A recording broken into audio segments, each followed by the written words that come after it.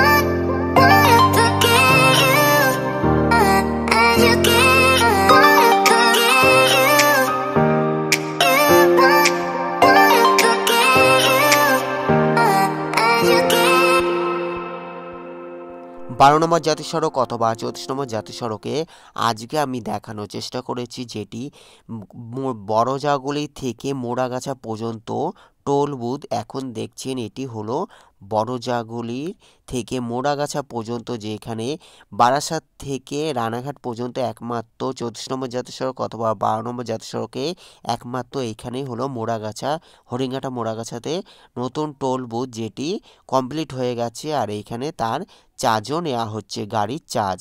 12 নম্বর জাতীয় সড়ক অথবা 34 নম্বর জাতীয় সড়ক Barasat to Siliguri, government of India. এখন দেখছেন মোড়াগাছা টোল বুথ যেটি 100% কমপ্লিট। আর এখানে ওপেনিং হয়ে গেছে, টোল বুথ ওপেনিং হয়ে গেছে, যা সম্পূর্ণভাবে যেমন গাড়ি তেমন চার্জ নেওয়া হচ্ছে। ধন্যবাদ দেখার জন্য। ভালো লাগলো অবশ্যই লাইক কমেন্ট শেয়ার সাবস্ক্রাইব করবেন। যারা সাবস্ক্রাইব করছেন তাদের অসংখ্য ধন্যবাদ। পরবর্তী ভিডিওতে আমি বড়জাগুলি থেকে বারাসাতে যে কতটা কনস্ট্রাকশন চলছে সেটা দেখানোর চেষ্টা করব। এখন দেখছেন মোড়াগাছা টোল বুথ যেটা ওপেনিং হয়ে গেছে। এখানে দেখতে পাচ্ছেন বিভিন্ন রকম গাড়ি দাঁড়িয়ে আছে, তাদের চার্জ হিসাবে নেওয়া হচ্ছে। Thank you so much. সবাই ভালো থাকবেন, সুস্থ থাকবেন। পরবর্তী ভিডিওর জন্য অপেক্ষা করুন। দেখার জন্য অসংখ্য ধন্যবাদ। Thanks for visit my channel, thanks for support my channel. এখন দেখছেন মোড়াগাছা টোল বুথ যেটি 100% কমপ্লিট। আর এটা দেখছেন মোড়াগাছা টোল বুথ যেখানে 100% কমপ্লিট, তেমন চার্জ নেওয়া হচ্ছে। আর সোজা হলো Birohi to Chakdah, Ranaghat to Krishnanagar to Baharampur to Siliguri. Thank you so much. সবাই ভালো থাকবেন। Thank you.